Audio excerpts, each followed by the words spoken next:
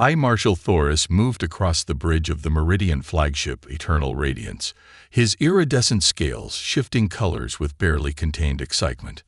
The holographic display before him showed a seemingly unremarkable blue planet. Earth, another primitive world to add to the Meridian Collective's ever-expanding territory.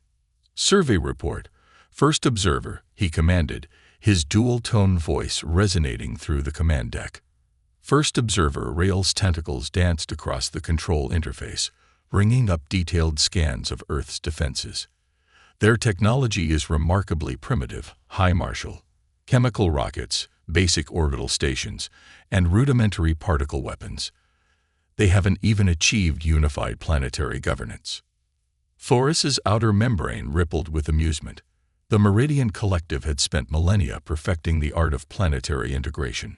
Some species required diplomacy, others force, but all eventually accepted the superiority of Meridian guidance. These humans would be no different. Their military capabilities, he inquired, studying the images of Earth's scattered armed forces. Fragmentary and disorganized, Rael reported. They still fight among themselves using projectile weapons and combustion-based vehicles. Their most advanced weapons rely on primitive nuclear fission. In the observation pod below the bridge, Admiral Diana Rodriguez watched the massive alien vessel through reinforced windows, her expression carefully neutral. Behind her, banks of quantum computers processed data from sensors that the Meridians couldn't detect. Earth's true defensive capabilities remained invisible, just as planned. Status of the Ghost Fleet. She subvocalized, the neural implant beneath her ear picking up the words. All ships in position, Admiral, came the silent reply.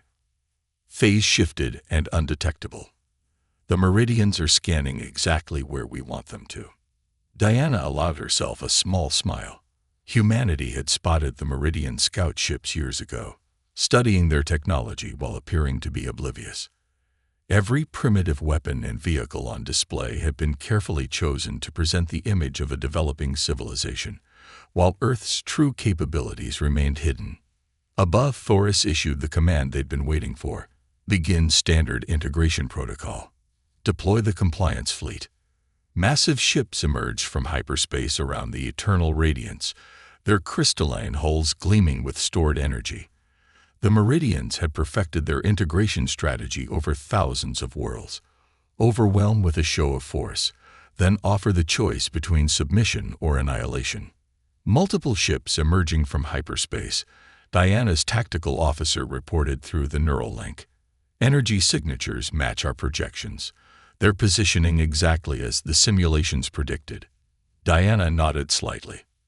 The Meridians were powerful, but predictable. Their technology was impressive, but followed logical, understandable patterns. Human technology had evolved differently.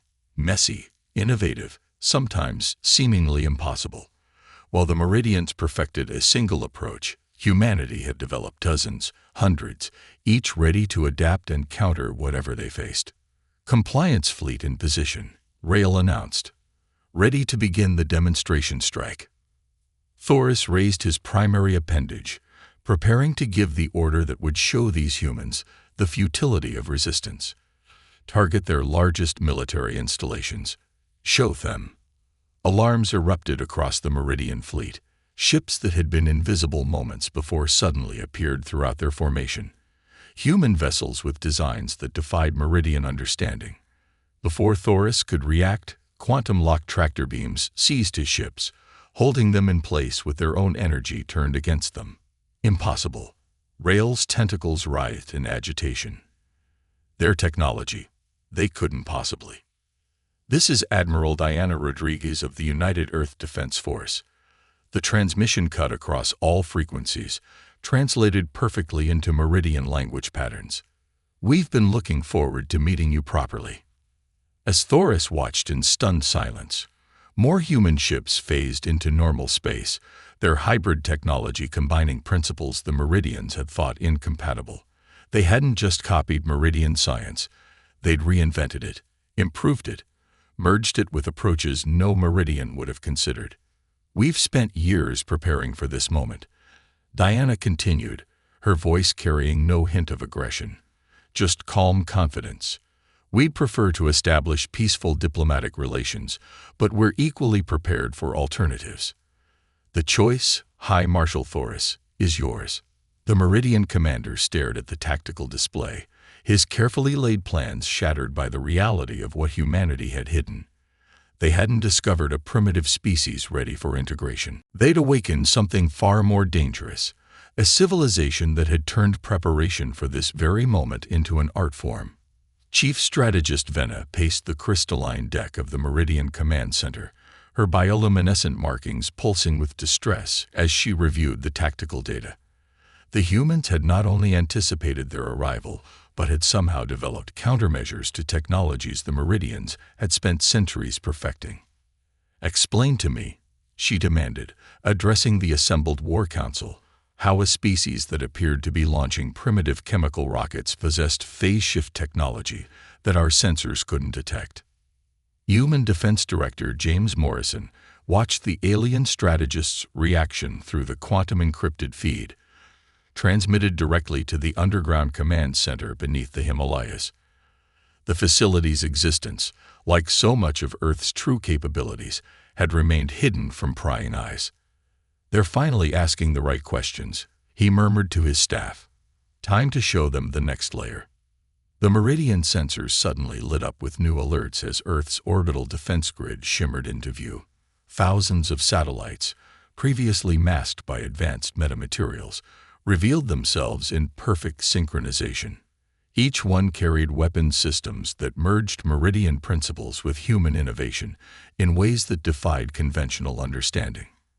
"Impossible," Venna whispered, her markings now pulsing rapid patterns of alarm. "These designs, they've taken our base concepts and evolved them in directions we never considered." On her primary display, a human defense satellite demonstrated its capabilities, generating a quantum-locked field that could redirect any energy weapon back at its source. The Meridians had discovered quantum locking centuries ago, but they'd never thought to apply it this way. The humans hadn't just copied their technology. They'd reimagined its fundamental principles. "Second-wave detection protocols," she ordered, her voice tight with professional concern. "Search for any remaining hidden structures." "Chief Strategist," one of her analysts called out, "we're detecting unusual energy signatures from their lunar installations." The moon's surface rippled as massive hangar doors opened, revealing shipyards that had been concealed beneath the regolith. Human vessels emerged, their designs a perfect fusion of raw functionality and advanced theoretical physics. While the Meridians had built their ships to project beauty and power, these human crafts were exercises in lethal efficiency. In the Himalayan Command Center, Morrison authorized the next phase. "Let's show them what we learned from studying their propulsion systems." The human ships suddenly accelerated in ways that should have been impossible, using modified versions of Meridian drive technology, combined with principles developed in secret Earth laboratories. They moved like predators, their trajectories unpredictable, their capabilities beyond anything the Meridian combat simulations could process. "They've been watching us," Venna realized, her analytical mind finally grasping the truth. "Every scout ship we sent, every scan we performed. They were studying us, learning our weaknesses, developing countermeasures we never imagined." "Chief Strategist," Morrison's voice came through on all frequencies, "we appreciate the Meridian Collective's interest in Earth, but perhaps it's time we discussed a different kind of relationship." Venna's outer membrane rippled with confusion. "You hide your true capabilities, reveal them in layers, yet speak of relationship. These are not the actions of a species seeking peaceful contact." "On the contrary," Morrison replied, his tone remaining diplomatic but firm. "We hid our capabilities precisely because we seek peace. Humanity has learned through long experience that true peace comes from mutual respect, not dominance. We chose to reveal our strength gradually to avoid unnecessary conflict." The tactical displays showed more human innovations emerging. Defense systems that adapted in real time, weapons that could target specific energy frequencies, shields that became stronger under attack. Each revelation demonstrated not just technological advancement, but a fundamentally different way of thinking about warfare and defense. Your species, Venna observed, her scientific curiosity overtaking her military concern. You don't approach problems like any civilization we've encountered, where we seek perfection in a single solution. You develop countless alternatives. Humanity's greatest strength, Morrison explained, isn't our technology or our weapons. It's our ability to imagine new possibilities, to take existing ideas and transform them into something unprecedented.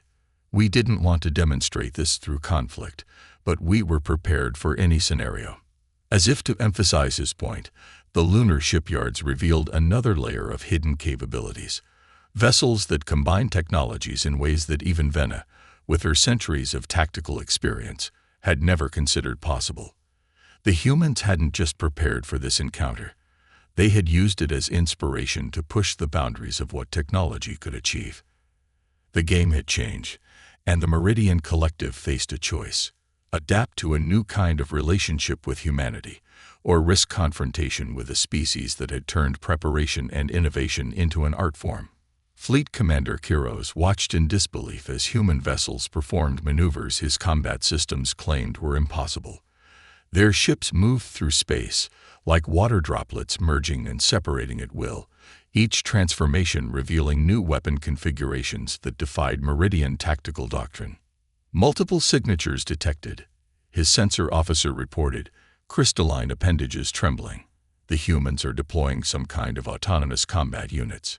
Swarms of drones emerged from the larger Earth vessels, their designs seemingly primitive at first glance. But as Kiros observed their movements, he recognized an unsettling truth. These weren't simple remote weapons.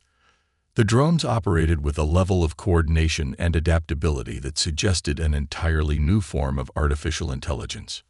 Colonel Sophia Patel smiled as she watched the Meridian fleet's reaction to her drone swarms. The aliens had perfected singular, powerful AI systems. Humanity had taken a different approach, developing networks of simpler units that could reconfigure themselves endlessly, learning and evolving with each engagement. Initiate pattern Sigma, she commanded. Let's show them how we interpret their quantum entanglement principles. The drone swarms suddenly shifted, their individual units linking through modified quantum fields. Where Meridian technology used entanglement for communication, humans had developed it into something else entirely. A way for multiple units to function as a single fluid organism while maintaining their ability to split and recombine at will. Impossible, Kiros muttered, watching as the human drones flowed through his fleet's defenses like liquid metal. Their technology. It's as if they looked at our most advanced systems and decided to remake them completely. On her command ship, Patil monitored the engagement through neural interfaces far more sophisticated than anything the Meridians had detected. Time to demonstrate why humanity never relied on fixed defensive positions, she announced to her crew. The massive lunar shipyards that had so impressed the Meridians suddenly began to move. What the aliens had assumed were static structures revealed themselves as disguised vessels, mobile manufacturing and repair facilities that could support fleet operations anywhere in the solar system. They'd weaponized their entire infrastructure, Kiros realized, his tactical analysis programs struggling to process the implications. Every facility, every station, they're all capable of both civilian and military functions. Patil's voice came through on all frequencies, translated perfectly into Meridian language patterns. We studied how your civilization separates military and civilian technology, Fleet Commander. Humanity chose a different path. We believe in being prepared for anything, at all times. The human drone swarms demonstrated this philosophy in action. Some units combined to form energy shields, others became weapon platforms, while others split into smaller units that could infiltrate and disable Meridian systems. They showed no fixed pattern, no predictable strategy. They simply adapted to whatever situation they encountered. Your species, Kiros observed, professional fascination temporarily overriding his tactical concerns. You don't just develop technology. You reimagine its very purpose. Necessity breeds innovation, Commander, Paddle replied. While your civilization perfected specific applications of technology, we focused on making our developments as versatile as possible. Every tool is a potential weapon, every weapon a potential tool. To emphasize her point, several human ships suddenly transformed, their outer hulls reconfiguring to reveal hidden capabilities. Weapon systems became mining tools, sensor arrays converted to terraforming equipment, and defensive shields modified into atmospheric processors. The message was clear. Humanity's technology wasn't just advanced, it was fundamentally different in its basic approach. You've hidden your true nature from us, Kuros said, finally understanding the full scope of what they faced. Not just your military capabilities, but your entire approach to civilization. We didn't hide it, Commander, Patel corrected. We simply waited for you to be ready to understand it. Humanity doesn't believe in showing all our cards at once. We prefer to let others learn about us gradually, at a pace they can process. As if to demonstrate this philosophy, new human vessels emerged from hyperspace, each displaying capabilities that built upon what had been revealed before. They weren't simply showing their strength. They were teaching the Meridians about humanity's approach to technology and warfare, one revelation at a time. The Meridian Collective had arrived expecting to find a primitive species ready for integration. Instead, they had encountered a civilization that had turned technological adaptation into an art form, and tactical flexibility into a way of life. Archivist Naira's bioluminescent patterns flickered with intense concentration as she studied the historical data streaming across her neural interface. The Meridian Collective's central archive chamber, usually a place of quiet contemplation, now hummed with urgent activity as researchers struggled to understand the full implications of humanity's revelations. Their development pattern makes no sense, she murmured, manipulating the holographic display showing Earth's technological progression. They advance in ways that defy all known models of civilizational evolution. Dr. Marcus Bishop watched the alien archivist's reaction through the quantum-encrypted conference link, appreciating the irony of the moment. The Meridians had finally begun to grasp why humanity had seemed so primitive. They had been looking for advancement along familiar paths, never considering that progress could take completely different forms. You're trying to understand us through your own experience, Bishop explained, his voice carrying through the neural translation matrix. That's the first thing we need to address. At his gesture, the holographic display shifted, showing the parallel development of human and Meridian technologies. Where Meridian advancement followed clear, logical progressions, human innovation appeared chaotic, filled with unexpected leaps and seeming contradictions. Your species, Naira observed, her outer membrane rippling with scientific fascination. You don't just solve problems. You transform them into entirely new opportunities. Necessity and curiosity drive us in equal measure, Bishop replied.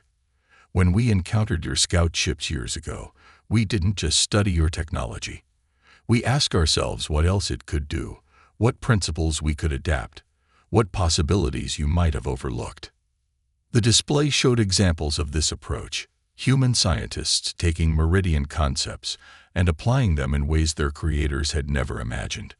Quantum stabilization fields repurposed for medical procedures, faster-than-light principles adapted for energy production, military shield technology modified for environmental protection. This isn't just adaptation, Naira realized, her analytical mind finally grasping the pattern. It's systematic reimagining. You take existing ideas and see possibilities that we never considered. In response, Bishop authorized the release of Earth's complete technological database. The Meridian researchers watched in stunned silence as humanity revealed the true scope of their innovations, not just military applications, but advances in medicine, environmental science, artificial intelligence, and dozens of other fields. We didn't develop our technology just to defend ourselves, Bishop explained. Every advancement serves multiple purposes. What you saw as primitive rockets were test beds for new propulsion theories. Our seemingly basic satellites contained experimental quantum systems. Even our civilian infrastructure was designed to adapt and evolve. Naira's patterns shifted to indicate deep understanding. Your entire civilization is built on the principle of continuous transformation. Where we seek to perfect existing systems, you constantly reinvent them. Evolution isn't just our past, Bishop agreed. It's our ongoing strategy for survival and growth. We knew that eventually we would encounter other civilizations. Rather than trying to match your specific advances, we focused on developing our ability to adapt to any situation. The holographic display showed the latest example of this philosophy. Human ships incorporating Meridian principles in ways that improved upon the original designs, not through superior technology, but through innovative applications of existing concepts. You could have revealed your true capabilities immediately, Naira noted. Instead, you chose to show us gradually, giving us time to understand not just what you can do, but how you think. Conflict wasn't our goal, Bishop explained. We wanted you to understand that humanity isn't just another species to be integrated into your collective. We're potential partners who can offer new perspectives, new approaches to problems you've struggled with for centuries. As if to demonstrate this point, the display showed human solutions to several long-standing Meridian technological challenges. Where the Meridians had tried to overcome obstacles through sheer force of advancement, humanity had found ways to sidestep them entirely, approaching the problems from completely different angles. Your species, Naira concluded, her patterns now showing the complex harmonics of profound realization. You're not just a new civilization. You're a catalyst for change. Your very presence will transform how we think about progress. That's what we've been trying to show you, Bishop smiled. The Meridian Collective has achieved incredible things by perfecting your approach to civilization. Imagine what we could accomplish by combining your dedication to excellence with our capacity for innovation. The archive chamber filled with new data as human and Meridian scientists began sharing information freely for the first time. Two approaches to progress, two ways of thinking about technology and civilization, starting to merge and create something entirely new. The Meridian Collective had arrived expecting to find a primitive species in need of guidance. Instead, they had discovered partners who could help them see the universe in entirely new ways. The game hadn't just changed. It had evolved into something far more interesting than either side had initially imagined.